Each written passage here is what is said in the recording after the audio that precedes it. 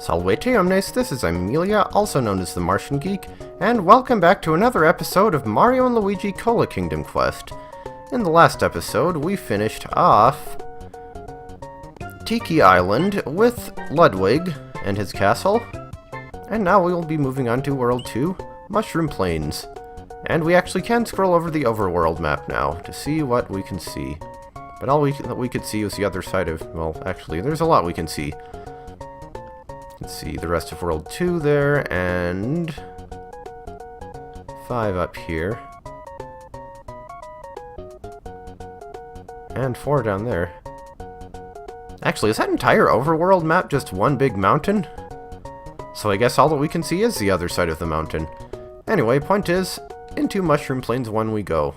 Monty Moles Garden, and this one has a secret exit, so let's keep an eye out for that.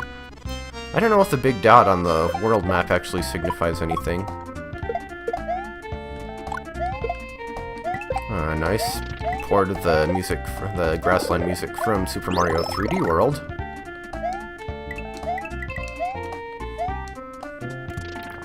Yeah, I mentioned last time that... Wow, that was a stupid mole.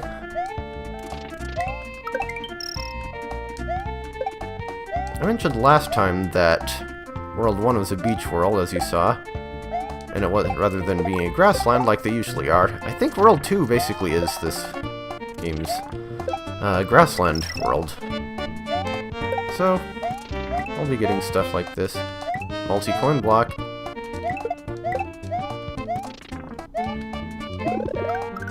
And Yoshi! Maybe I'll actually get to hang on to him this time.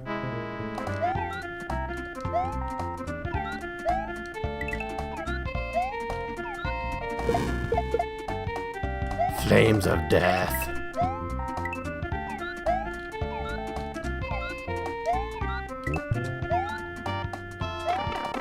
Secret exit? Maybe. Coins. Red coins, which were never used in the original...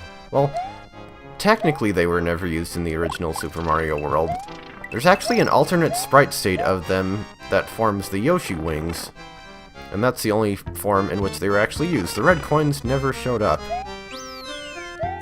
There's also a brown 1-up sprite that never showed up either. Similar fashion. Only one sprite number after it. Hello, mole. You are delicious. So are piranha plants. Actually, come to think of it, Yoshi probably falls into the same category as fire flowers, so... let's maybe try not to make him eat absolutely everything. Another thing I haven't seen is somebody specifically designing a hack around Yoshi.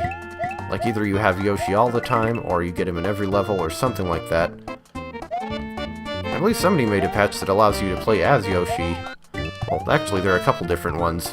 One of them is more like Yoshi's Island, one is more like basically Yoshi from Super Mario World, except he doesn't need to be ridden. I haven't really seen too much in the way of those being used.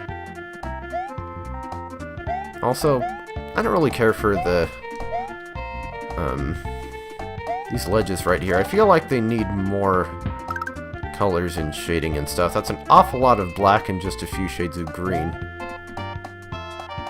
I mean, that might almost be possible on the NES. Yoshi! Burninating the moles and the Koopas.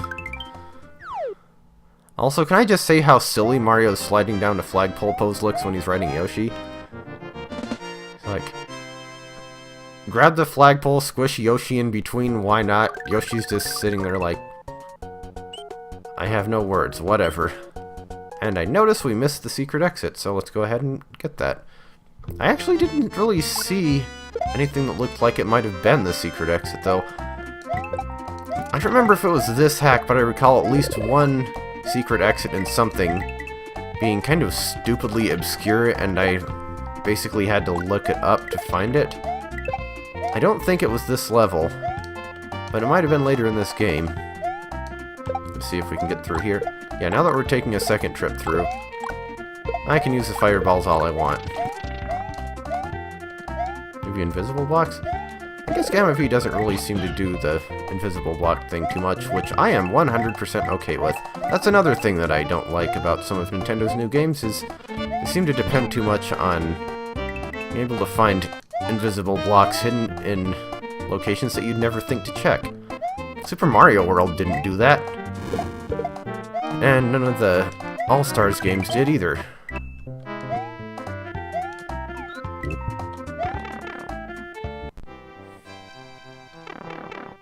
Guess we already came in here and it wasn't anything secret exit related. I can't remember if eating the coins with Yoshi actually still gives you 5 coins or if it just counts as him having eaten something. Come to think of it. Venus Fire Trap cannot aim horizontally. Yoshi! Okay, no bottomless pits here, good.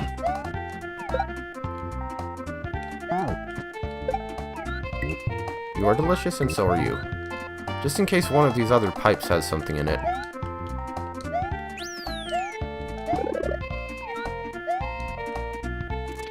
Gotta be a secret exit around here somewhere. See, invisible blocks can be decent ways to hide secrets if they're fairly done. Like if there's actually a clue. Oh, I bet this is it. The 4 switch zones are connected. Clearing one will open the path to the next.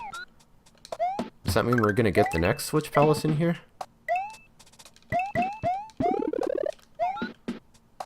Well, looks like I was right here. Secret exit, get! Also, telling you in advance... Oh, yes, and green Switch Zone. I guess Switch Zone does make more sense than Switch Palace. You do know you can add spaces to the beginning of the text with that patch, right?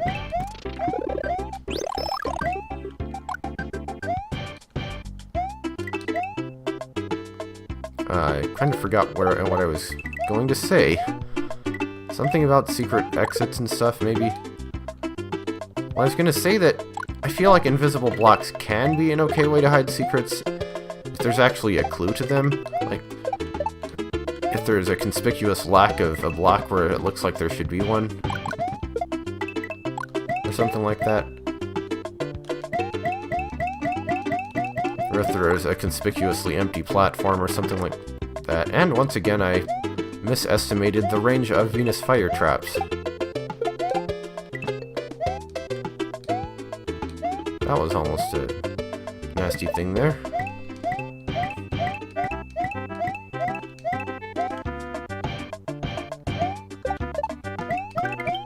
I wonder how hard it would be to... Oh, look, another multi-coin block. I wonder how hard it would be to make these similar to what Crash Bandicoot did after the second game with the Wumpa fruit boxes and have him give you 2 at a time.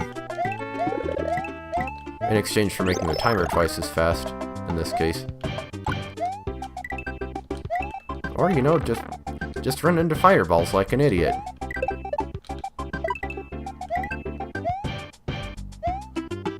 I need to quit checking down the pipes in these switch zones, because like I said, I'm fairly sure there aren't actually any secrets in these, including Yoshi coins. Oh, actually, now I remember what I was going to say. I'll tell you in advance that I think we're only going to do half of this world this time, rather than the whole one like we did with World 1. Because last time it actually took a while to get through. I mean, not the longest episode I've ever had, but it was up there. Also, we actually have enemies in the Switch Palace, and pits now, obviously.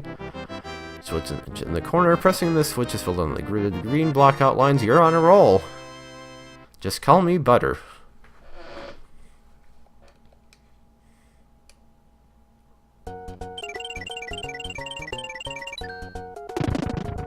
And there we have it, 2 Switch Palaces down. Actually, how many levels are there in this world? 1, 2, 3, 4, 5, 6, plus the castle. So 7, 8 if you count the Switch Palace. Buzzies Burrow. And we have our first underground stage. And something looks kind of off about those Buzzy Beetles, but I can't criticize too much.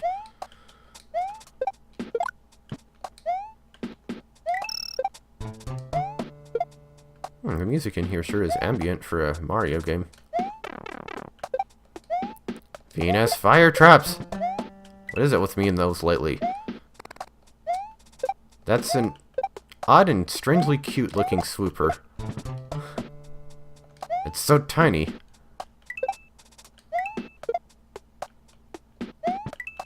Yeah, Yoshi coin up here. See if I can scroll that. Apparently not. Buzzy Beetle off the screen. And now see if I can actually get back up here.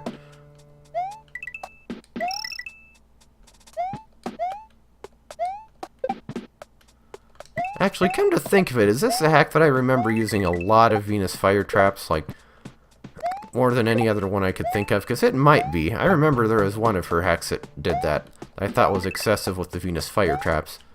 And I think this is actually it. I don't know if those things are as... I don't think those things are as bad as pitching chucks, which also tend to be abused mercilessly in ROM hacks, but they can get nasty. I think aside from World 7, Super Mario Bros. 3 never really clustered that many of them close together. Or with other things. I'm actually not sure that Swooper's attached to the ceiling either. Ninja Bat. Floating Ninja Bat. And pipe. Okay, so someone explain why we went down a pipe when we were underground and ended up in the sky. Then again, I mean, they are warp pipes. Oh, hey. P-balloon. See, now this is how you use a P-balloon properly. Not like in, for instance, Tubular. I actually haven't seen these things used too often lately. And I never really use them myself. I did in one really old hack that I had. But yeah, their wonky controls make them potentially very annoying. But just inside a bonus room environment with no danger. Not that bad. Seriously, what is this music from?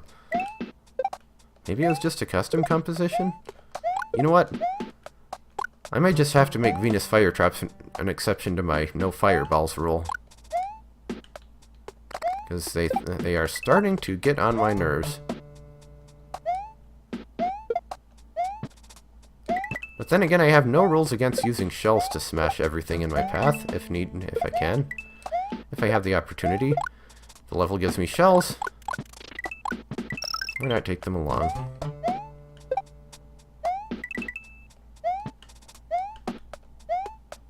Point is, we're already at the end of the level. Well, not really already. It seemed like I spent so much time talking that I kind of forgot what I was doing. Hello, Mario. You grab that bottom of the flagpole. It's not going to get you any fewer points than if you grab the top.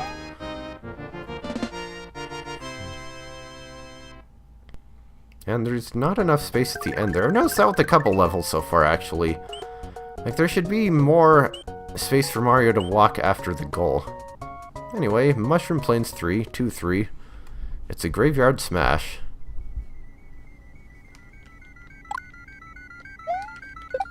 And indeed it is a graveyard stage. And another one with a non-scrolling background. I'm starting to think I need to just stop hitting these multi-coin blocks. They waste a lot of time. Also, Ghost Goombas. I assume those are basically Eeries. I don't think you can jump on them, but I guess I might as well try just to see.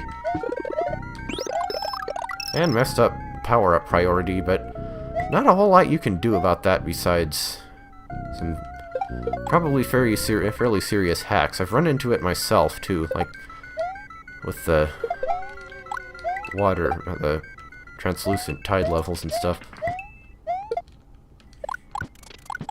Didn't Super Mario Bros. 3 actually not do the layer priority thing? Like it just... Speaking of layer priority, didn't know that Foreground had it. Okay, you cannot jump on the Ghost Goombas. Good to know. I was gonna say, with Super Mario Bros. 3, for all of the sprites it had that would have messed with the layer priority in Super Mario World, like the power-ups and Piranha Plants, I think it actually just used a cover-up tile. Which, honestly, is the better way to do it if you have something, if you have one to use. Allows things not to go behind the background in certain levels and whatnot. More options for color math, that kind of thing. I think even the normal power-ups that are in blocks actually go behind the background if you use them in certain levels like this one. Which seems odd. Mini Koopas. And do these booths seem a little more aggressive than usual, or is it just me? See if we can lure him away from the keyhole. Well, at least got one of them. Gee, I wonder where the secret exit is.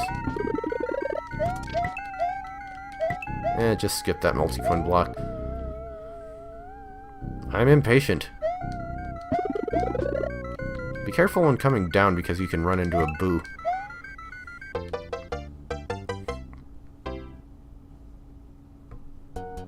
That leads us to...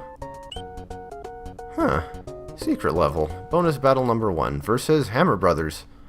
This is an interesting feature here. These are basically the Hammer Brothers that fall on your head. They're basically the Hammer Brothers and stuff.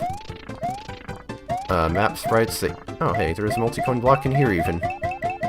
Like the Wandering Hammer Brothers in Super Mario Bros. 3. That's basically what these are. And that just gave us a fire flower in our inventory. Okay. I mean, I guess I needed it at that point. I actually would like to see more Super Mario Bros. 3 styled hacks. I feel like if you took the best parts of both this game and that one... Well, either way, I guess these days we don't even have to just be limited to things like that because we have... You know, graphics and music like this. But still, I like Super Mario Bros. 3. Mushroom.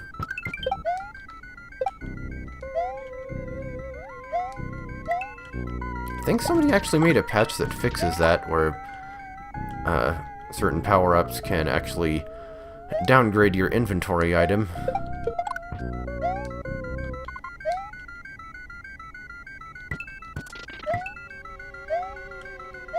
Just going back through the same level in any case.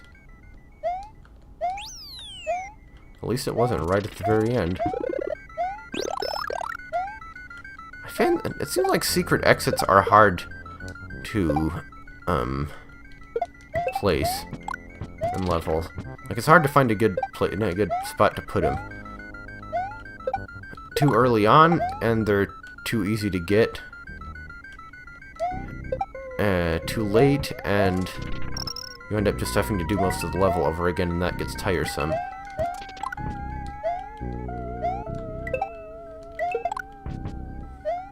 Guess you could do like Crash Bandicoot did, and have some completely different routes in the level that'll take you to bonus stuff.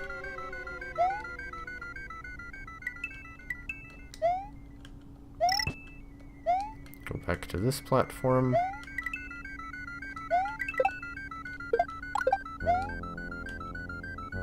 It's actually a surprisingly long level, it looks like. But we've reached the end. Obviously. Also, I guess I didn't really comment on the graphics. They're pretty decent. Looks like the foreground was inspired by, or maybe even based on, Super Mario Bros. 1, and there's a moon in the background and all that. But I think we've about done enough for this time. We've made it about halfway through World 2, and we will finish it in the next episode. So I'll see you then.